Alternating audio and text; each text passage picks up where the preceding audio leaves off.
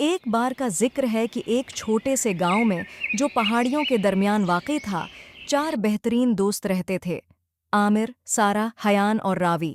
وہ ہمیشہ ساتھ رہتے، کھیتوں میں کھیلتے اور اپنے خاندانوں کی مدد کرتے۔ لیکن ایک چیز تھی جو انہیں سب سے زیادہ پسند تھی: اسکول جانا۔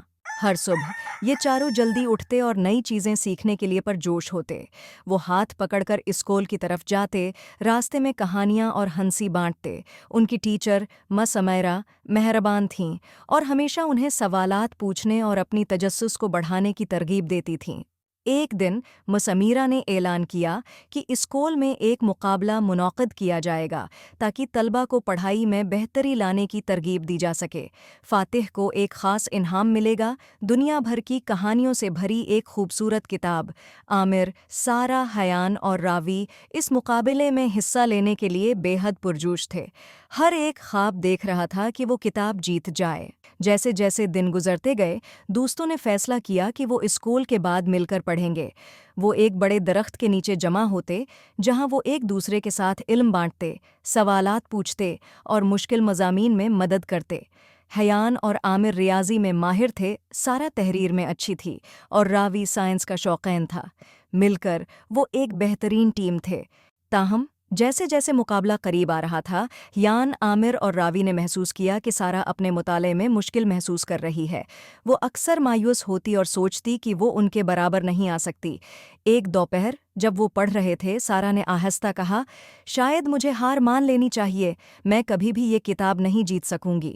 عامر، حیان اور راوی نے ایک دوسرے کی طرف فکر مند نظروں سے دیکھا۔ انہیں معلوم تھا کہ سارہ کو کہانیاں بہت پسند ہیں اور وہ نہیں چاہتے تھے کہ وہ ہار مانے۔ سارہ، عامر نے نرمی سے کہا، جیتنا سب کچھ نہیں ہے، اہم یہ ہے کہ ہم سیکھیں اور ایک دوسرے کی مدد کریں۔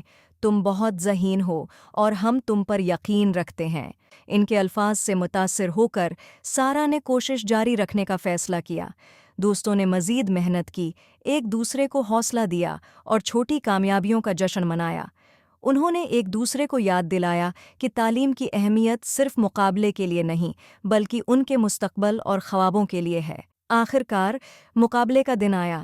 اسکول میں جوش و خروش تھا۔ طلبہ نے اپنے پروجیکٹ پیش کیے اور سوالات کے جواب دیے، اور جب سارہ کی باری آئی تو وہ نروس تھی لیکن اپنے دوستوں کی حمایت کو یاد کرتی تھی۔ ایک گہری سانس لے کر وہ آگے بڑھی اور جو کچھ اس نے سیکھا تھا شیئر کیا۔ جب نتائج کا اعلان ہوا تو پورا اسکول جمع ہوا۔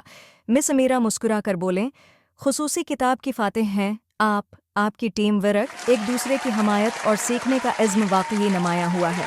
دوست خوش ہو گئے، ایک دوسرے کو گلے لگا کر۔ انہوں نے سمجھا کہ جیتنا شاندار ہے، لیکن حقیقی انعام وہ علم ہے جو انہوں نے حاصل کیا اور ان کی دوستی کی طاقت۔ تعلیم کی اہمیت ہے، نہ صرف جیتنے کے لیے بلکہ روشن مستقبل بنانے کے لیے۔